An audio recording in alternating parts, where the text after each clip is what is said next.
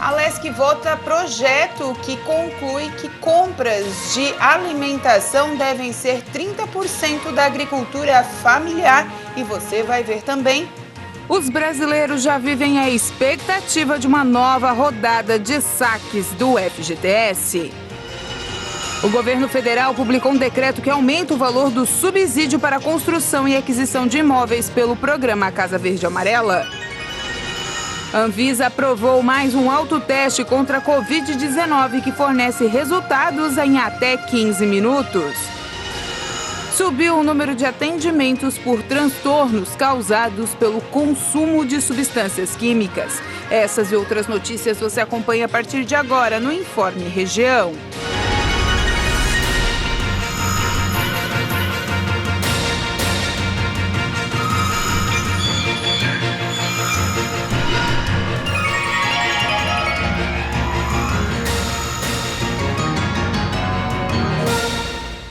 Olá, hoje quinta-feira, 24 de fevereiro de 2022, tempo firme em todo o sul catarinense.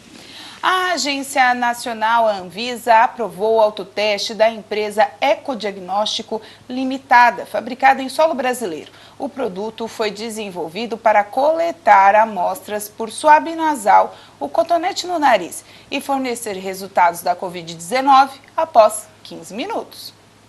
Mais um registro de autoteste para a Covid-19 foi aprovado no Brasil pela Agência Nacional de Vigilância Sanitária. Esse segundo autoteste é da fabricante Ecodiagnóstica. Segundo a Anvisa, o produto atendeu aos critérios técnicos durante 22 dias de análise e também teve o desempenho avaliado e aprovado pelo Instituto Nacional de Controle de Qualidade em Saúde, estabelecido pelo Ministério da Saúde. Com a aprovação, fica permitida a venda dos exames por farmácias e estabelecimentos de saúde licenciados para comercializar dispositivos médicos. Entre os requisitos para conceder o registro, a Anvisa determina que os produtos devem apresentar instruções de uso, armazenagem e descarte para facilitar o manuseio e a interpretação do resultado. O primeiro autoteste para a Covid-19 foi aprovado no Brasil no último dia 17. O paciente que possui o kit realiza a coleta através da secreção do nariz ou da boca com um cotonete. Na sequência, a haste é introduzida em um processo químico e colocada para testagem. O resultado deve estar disponível em menos de meia hora, no geral, indicando tanto o resultado positivo quanto negativo para a presença do vírus. E a Fiocruz ofereceu doses de vacina nacional contra a Covid-19 para a AstraZeneca e a OMS, instituição que afirma ter capacidade para suprir o contrato de 120 milhões de doses com o Ministério da Saúde e sugere incorporar esse excedente distribuindo para outros países. A Fiocruz quer disponibilizar doses excedentes da vacina nacional da AstraZeneca a iniciativas internacionais de vacinação contra a Covid, como o consórcio COVAX Facility, conduzido pela OMS. Segundo a Fundação, para este ano, o Ministério da Saúde contratou 105 milhões de doses do imunizante fabricado pela Fiocruz. Desse total, 45 milhões de doses são de imunizantes feitos com ingredientes farmacêutico ativo, o IFA nacional. A Fundação disponibilizou para o Ministério da Saúde as primeiras doses da vacina da Covid-19, produzidas com o ingrediente farmacêutico ativo 100% nacional. O ministro da Saúde, Marcelo Queiroga, participou do evento que marcou o início do uso do imunizante no país. Isso representa uma aposta no fortalecimento do complexo econômico e industrial da saúde, que é indissociável para um país que há 30 anos apostou em construir o maior sistema de acesso universal, igualitário e gratuito do mundo, para um país com mais de 210 milhões de brasileiros. A Fiocruz já produziu uma quantidade de IFA nacional equivalente a cerca de 25 milhões de doses de vacina e envasou 2 milhões e 600 mil de doses, incluindo as 550 mil já disponíveis. As cerca de 2 milhões restantes estão em diferentes etapas para a liberação.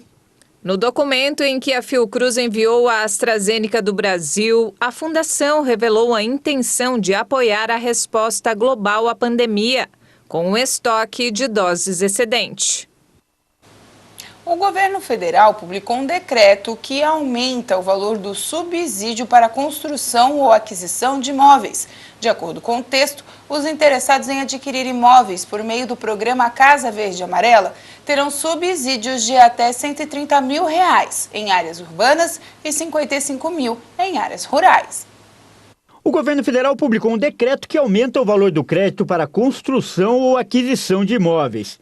De acordo com o texto, os interessados em adquirir imóveis por meio do programa Casa Verde e Amarela vão ter incentivo de até R$ 130 mil em áreas urbanas e R$ 55 mil em áreas rurais.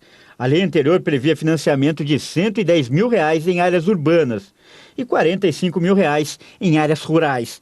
As regras valem tanto para a compra de imóveis novos quanto de usados. O texto também cria o Comitê de Participação do Fundo de Arrendamento Residencial, que deve orientar a atuação da União, examinar o regulamento e propostas de alteração. Atualmente, o fundo é utilizado como uma das fontes de recursos do programa Casa Verde e Amarela, além de financiar operações já contratadas no âmbito do programa Minha Casa Minha Vida. O Casa Verde e Amarela é destinado às famílias sem moradia que desejam ter acesso à casa própria. O programa divide o público-alvo em 3 faixas de renda familiar, até R$ 2 mil mensais, até R$ 4 mil e de R$ 4 a R$ 7 mil. De acordo com o governo, foram entregues 384 mil moradias dentro do programa em 2021. E muitos brasileiros já vivem a expectativa de receber um dinheiro extra com a nova rodada de saques do FGTS.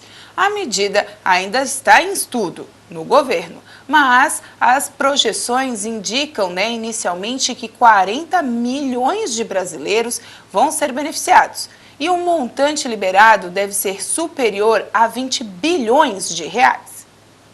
E nas ruas já tem gente até fazendo planos para gastar esse dinheiro extra. Você gastaria em quê? Gastaria com o quê? Olha, o macarrão, o arroz, né? Coisas básicas. Então viria em boa hora. Sim, pagar dívida. É isso, eu acho que a maioria da população é comer e pagar dívida. A possibilidade de uma nova rodada de saques do Fundo de Garantia do Tempo de Serviço já mexe com os brasileiros. A medida está sendo avaliada pelo governo federal, como revelou o ministro da Economia, Paulo Guedes, nessa semana. Podemos mobilizar recursos do FGTS também, porque são fundos privados, são pessoas que têm recursos lá, estão passando dificuldade. Às vezes o cara está devendo dinheiro no banco e está credor no fundo, no FGTS. Por que ele não pode sacar essa conta e liquidar a dívida dele do outro lado? E um dos principais motivos alegado pelo governo para adotar a medida é o alto grau de endividamento do brasileiro. De acordo com dados recentes do Banco Central, quase metade, 49,4% da renda que as famílias receberam nos últimos 12 meses foi para pagar dívidas. Especialistas ouvidos pela reportagem do Hit Notícias acreditam que a medida chega em um momento necessário. Mas sobre a necessidade dela, com certeza é um momento propício. Nós vivemos um momento de muita instabilidade econômica e, sobretudo, de muita queda de poder aquisitivo por conta de inflação, por exemplo. E, particularmente, hoje eu acho que, por conta da crise, por conta da pandemia que nós estamos atravessando, fazer essa liberação ajudaria muito, principalmente essas pessoas que podem ter acesso a esses recursos. O valor que cada brasileiro poderá sacar ainda está em estudo, mas deve ficar entre R$ 500 e R$ 1.000. Com essa base de cálculo, o total a ser liberado deve ultrapassar 20 bilhões de reais. E ao todo, mais de 40 milhões de brasileiros devem ser beneficiados. E um outro levantamento feito por uma fintech do ramo financeiro mostra que 57%, ou seja, mais da metade dos brasileiros, estão com dificuldade para pagar contas básicas, como por exemplo transporte, alimentação e moradia. Por isso, a maior parte desses recursos deve ser para esse tipo de despesa. Um fôlego para as famílias e para a economia do país como um todo. Mas para dar um exemplo assim, Quando o dinheiro é gasto efetivamente no mercado, né, as pessoas compram coisas, ele se multiplica entre 1,3 e 1,8 vezes. Estamos falando de um dos grandes elementos que contribuem para o PIB, que é o consumo. A gente deve lembrar que, basicamente, nós temos aí 3 grandes vertentes aqui no nosso mercado doméstico, né, que é o consumo das famílias, o investimento das empresas e o gasto do governo. Sim, mas a necessidade é de quem precisa comer, né? Quem precisa comer, quanto mais rápido, melhor. E está difícil das pessoas se alimentarem. Então, quanto mais rápido, melhor para essas pessoas que têm a urgência de se alimentar. E boleto também não espera, né? O boleto não espera, a barriga dói primeiro, né? A seguir, cresce o número de atendimentos a dependentes químicos no país.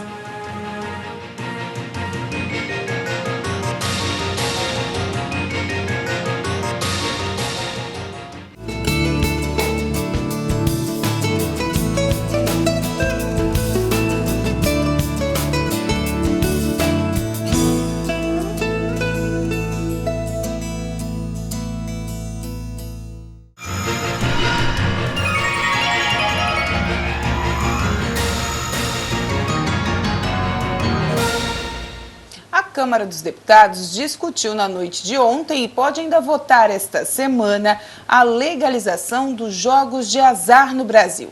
Deputados vinculados à bancada evangélica são contra a proposta e estão também tentando impedir que os votos de aprovação sejam feitos ao texto. A bancada evangélica da Câmara dos Deputados faz pressão dentro do parlamento contra o projeto de lei que legaliza jogos de azar. O deputado Sóstenes Cavalcante, presidente da Frente Parlamentar Evangélica, entregou panfletos a deputados no plenário da Casa em busca de votos contra a proposta, que deve ser votada ao longo dessa semana. A campanha também é realizada pelas redes sociais. O deputado Davi Soares explica por que considera a aprovação do projeto um mal à sociedade brasileira. O nome mesmo já diz, é de azar, não é de sorte. Os jogos são programados para extrair o máximo de lucratividade das pessoas e oferecer o mínimo. Além disso, os países que efetivamente abriram suas portas aí ao jogo, eles viram também, junto, vamos dizer assim, um cavalo de Troia. Veio junto as drogas, o aumento da prostituição de uma forma exponencial e pouca lucratividade decorrente dos jogos. E a terceira condição é que vão barrar os jogos ditos ilegais no Brasil? Será que isso será suficiente para barrar o jogo do bicho, por exemplo? Duvido, em que alguém vai abrir mão de uma aposta barata na rua a fim de pagar uma aposta, entre aspas, legalizada, em que o Estado vai oferir, etc, etc. Usam o exemplo de Las Vegas, mas também não vem a condição aí deplorável das pessoas que frequentam ali essas rodas de cassinos. Fica aqui minha opinião contrária. Esperamos o bom senso da Câmara que não venha aprovar essa lei. Além disso, o presidente da Frente Parlamentar Evangélica, deputado Sóstenes Cavalcante, diz que o relatório do projeto que legaliza jogos de azar é extenso, foi apresentado essa semana e por isso é necessário maior tempo para analisar e apresentar emendas ao texto. Ao fim do culto da Frente Parlamentar, realizado na manhã desta quarta-feira, o deputado apelou para que os demais parlamentares pressionem a Câmara para adiar ou impedir a aprovação da proposta. O relatório final só foi apresentado ontem, disponibilizado no sistema, depois das 22h30. É inadmissível. Tem 50 páginas o relatório.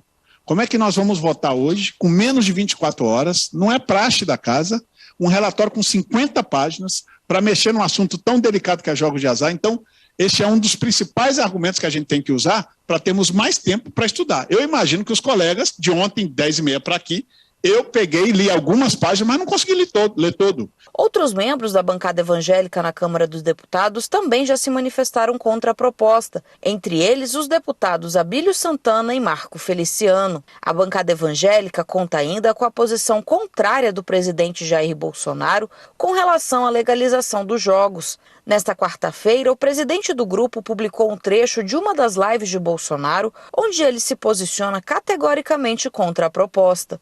Que eu vou legalizar os cassinos no Brasil.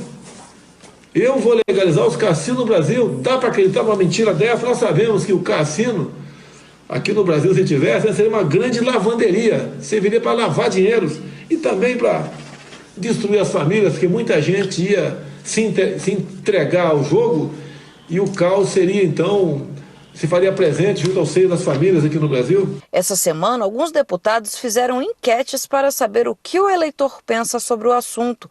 É o caso do deputado Paulo Ganimi, do Partido Novo, e delegado Pablo, do Partido Social Liberal. Já o deputado Kim Kataguiri argumenta que é a favor do projeto, pois o Estado não deve legislar sobre as vontades do indivíduo, ainda que elas sejam nocivas. Diz também que a proposta tem potencial de gerar empregos, mas será autorizada a poucas pessoas e empresas.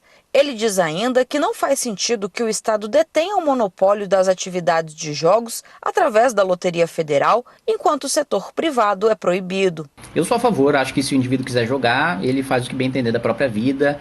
E não é papel do Estado, né, impedir que você faça alguma coisa, ainda que essa coisa cause mal a você mesmo. Se o cara quer jogar, tal, acabar se viciando, né, é uma escolha individual dele. Assim como o Estado permite álcool e cigarro mesmo fazendo mal. Muito bem. O grande problema é que a lei que a gente vai votar impõe uma série de burocracias e custos, né? É um cassino para cada 15 milhões de habitantes, a empresa precisa integralizar capital de 100 milhões, precisa pagar uma taxa de 600 mil reais a cada 3 meses, ou seja, é um projeto que vai criar uma reserva de mercado, né? A gente vai legalizar o jogo, mas para poucas empresas. A proposta em discussão na Câmara dos Deputados legaliza os jogos de azar e impõe uma série de regras para o funcionamento das casas de jogos. Cassinos, por exemplo, poderão funcionar exclusivamente em resorts, como parte de um complexo de lazer. Os jogos de bingo deverão ser feitos em locais específicos para isso, jockeys clube ou estádios de futebol. Jogos eventuais serão autorizados apenas para entidades filantrópicas, religiosas ou santas casas, com a finalidade de arrecadação de fundos. Já o jogo do bicho deverá ser informatizado e os dados devem ser compartilhados com o governo federal em tempo real. Além disso, caso seja aprovada e sancionada, a proposta vai dar perdão a todas as pessoas acusadas de exploração de jogo ilegal, extinguindo processos a partir da publicação do texto. Subiu o número de atendimentos por transtornos causados pelo consumo de substâncias químicas. Os dados foram divulgados pelo Ministério da Saúde e refere-se ao atendimento ao SUS. Vamos acompanhar na reportagem da Maria Clara Leite. Nas ruas, não é difícil encontrar quem conheça alguém que aumentou o consumo de substâncias químicas ao longo da pandemia. A gente vê bastante, né? Principalmente os jovens, né? Muita bebida, então tem bastante. Ficou frequente pelo fato, acho que, de não sair, aí ficava meio que entediado, aí a válvula de escape era essa aí, entendeu? Pessoas do seu convívio. Isso, sim. Bastante mesmo. O psicólogo Jacob Pinheiro Goldberg explica o que aconteceu nesse período de incertezas. Não houve nenhuma preparação psicológica para acalmar a população. Então nós tivemos aqui, estamos continuando a ter, um tumulto emocional que joga as pessoas numa posição persecutória, de paranoia. As pessoas ficam com medo. E quando o indivíduo fica com medo, ele procura recursos de fuga. E quais são os recursos? Álcool, droga. O abuso de álcool e outras drogas levou muita gente aos hospitais ao longo da pandemia. Em 2021, o atendimento de pessoas com transtornos mentais associados a essas substâncias cresceu 11% no Sistema Único de Saúde. Do total de atendimentos realizados no ano passado no SUS, pouco mais de 159 mil estavam relacionados ao uso abusivo do álcool. Quase 32 mil estavam ligados aos transtornos mentais e comportamentais causados pelo uso de cocaína e mais de 18 mil pelo fumo. O levantamento apurou o consumo de opiáceos, canabinoides, alucinógenos, solventes voláteis, hipnóticos, sedativos e estimulantes, incluindo a cafeína. Juntos, os atendimentos no SUS causados por essas substâncias psicoativas somam pouco mais de 151 mil. Mas não foi só no Sistema Único de Saúde que o aumento na busca por atendimento para o tratamento de transtornos foi verificado. Meu consultório aumentou por demais o número de consultas Aliás, eu fiz na medida do possível e continuo fazendo atendimento presencial e online, e a gente observa que todas as pessoas, não é que houve um aumento de 15% só de transtorno mental, não. É genérico, é generalizado. De alguma maneira, todas as pessoas tiveram o seu equilíbrio e continuam tendo o seu equilíbrio emocional turbulento. O especialista aponta os sintomas que devem acender o alerta para um possível problema de saúde mental. Ansiedade, insônia, alterações de apetite, medo excessivo da morte. As pessoas que não cuidarem, que não tratarem, vão carregar isso por muito tempo. Em tempos de pandemia, muito além de tratar a Covid-19, segundo o psicólogo, é preciso se atentar à saúde mental. Preciso incorporar o sistema de psicologia, de psicanálise, de psiquiatria ao tratamento, não da doença em si. Não é necessário esperar que o indivíduo enlouqueça para depois socorrê-lo. Não, não. É preciso existir um tratamento e um trabalho anterior. Isso é primário.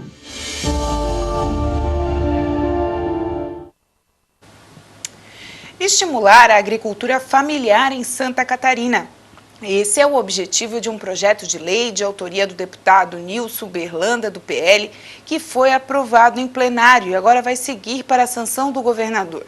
Conforme a proposta, no mínimo 30% dos recursos destinados à aquisição de alimentos por parte dos órgãos e entidades públicas de Santa Catarina devem ser utilizados para comprar de gêneros alimentícios diretamente da agricultura familiar, do pescador artesanal, do empreendedor familiar rural ou de suas organizações. Estimular a agricultura familiar em Santa Catarina. Esse é o objetivo de um projeto de lei de autoria do deputado Nilson Berlanda, que foi aprovado em plenário e agora segue para a sanção do governador. Conforme a proposta, no mínimo 30% dos recursos destinados à aquisição de alimentos por parte dos órgãos e entidades públicas de Santa Catarina devem ser utilizados para a compra de gêneros alimentícios diretamente da agricultura familiar, do pescador artesanal, do empreendedor familiar rural ou de suas organizações. O parlamentar comemorou a aprovação da proposta, que inicialmente previa o percentual mínimo apenas para os estabelecimentos penitenciários do Estado. O governo do Estado, as comissões entenderam que a gente poderia ampliar isso para as demais áreas públicas do Estado de Santa Catarina. E agora, a oportunidade desse momento, estar presenciando então, a aprovação pela maioria, com 5 votos contrários, mas foi aprovado o projeto para que o Estado de Santa Catarina incentive a agricultura familiar, que passe a adquirir o alimento produzido em Santa Catarina. A seguir, Içara sem comunicação devido a roubos de fios.